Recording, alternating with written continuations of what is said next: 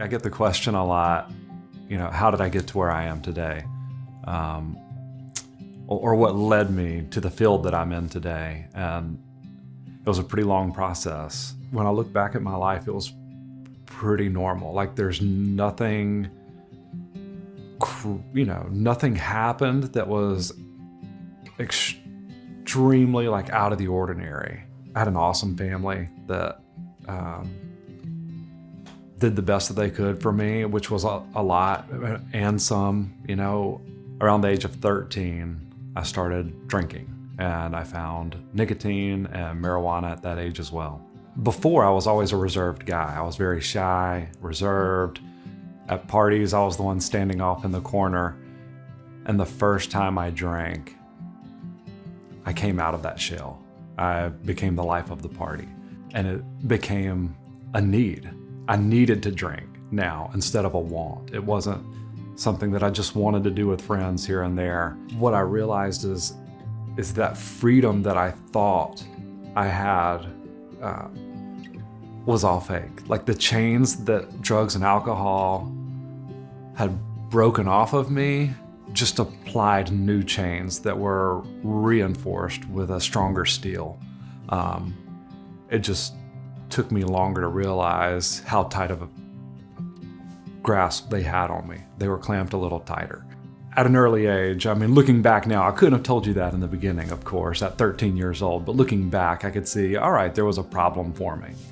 So that carried on through really middle school, into high school, into partying on weekends, and of course, it took a lot to hide it in high school.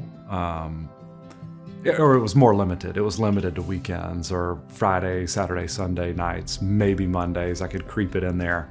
And I started to experiment with other things in high school. Cocaine came into the picture, prescription pills. I had Adderall that I was prescribed, but I would abuse it. But I loved taking things too far or seeing how far I could take things. That was always like the mentality I had as a kid. Moving out of high school into college, I had a buddy who got in a car accident and was prescribed opiates and offered me some. He was like, man, you have got to try this. This is the best thing I've ever done in my life. So pitched me some Oxycontin at that time, and it was love at first sight. It took what I felt with alcohol to an extreme of I don't care what people think about me. Like anxiety went out the window. I could be whoever I wanted to be. And I knew I was in trouble. I loved it. And I can remember telling myself, like, I've got to limit here because I will take this too far. I've got to limit myself. But there was just no stopping it. Once I got a taste, it was off to the races. And I'd say that that's when there was no more limiting. There was no more just on Friday, Saturday, Sunday nights. I'm in college. I'm away from mom and dad. I'm free to do what I want. And for me, what that was drugs and alcohol all the time, 24/7, from the time I woke up in the morning until, laying my head down at night, the last bit of weed or whatever I needed to wind down for the night. It was just a giant party. And then it quickly became, this is where the need comes back in, but then your body's so used to it that when you try to come off or try to taper down, my body freaks out. And it's like, what are you doing? You've got to have more of this in your system, because you start to get the mental and physical withdrawal. I didn't make it long in college. My parents knew something was up. They called me home one weekend. I'll never forget it. At dinner, the night that I got there, they just said, do you need help? I don't remember how they worded it. And my mom thought that I was going to lie my way out of it and get back to school. But apparently I just broke down. I started crying and I said, I do need help. I have a problem, and I don't know what to do about it. So that's when I started seeing doctors and getting on methadone and, trying everything under the sun to get better. Tried the church thing and, like I said, medication, but I was still turned off to 12-step programs or treatment of any sort or sober livings. I just didn't want that in my life. I didn't want to be that guy. In 2012, once I was pulled from school, my father passed away, and that sent me spiraling. So a common theme in my life is I would use these drugs and alcohol to cover up any uncomfortable feelings, to cover up anxieties or sadness or fear. Like, I didn't want to deal with the emotions that came with my father passing away. So at that point, what do? I drown myself in alcohol and drugs and whatever I can find. And it was really like I'm taking my problems and I'm throwing them behind me and I'm continuing to run downhill. And the running downhill is using drugs to cope. Meanwhile, while I'm running downhill, everything is a snowball effect behind me. All of my problems are they're getting bigger and bigger and bigger. And eventually you have to come to the bottom of this mountain and it's going to come crashing into me, which is what happened. I got suicidal. I eventually went to my mom crying and I said, I need help and I can't do it here. I can't do it alone. I'm going to have to go somewhere. And my mother and sister started researching places for me to go, and they found a horse ranch in Kentucky.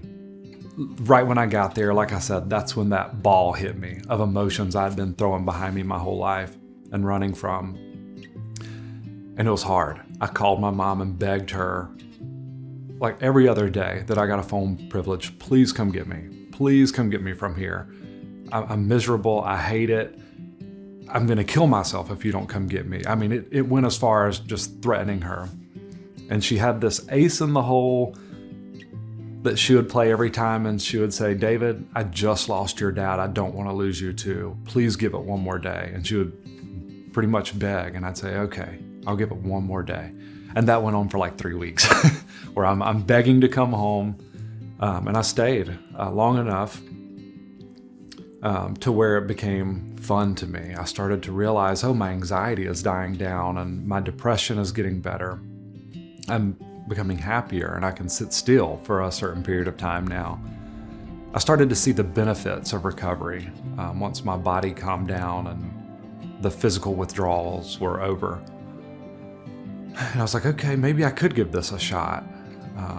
And I went from treatment to sober living, got out of sober living, went to a 3-quarter house, but I spent 10 to 11 months total in a structured environment before I moved into a house of my own with roommates. And I started working some just odds and end jobs at first. And from there, I opened a landscape company that I did for maybe a year. I sold out of that company and started working in the addiction industry, substance use disorder industry.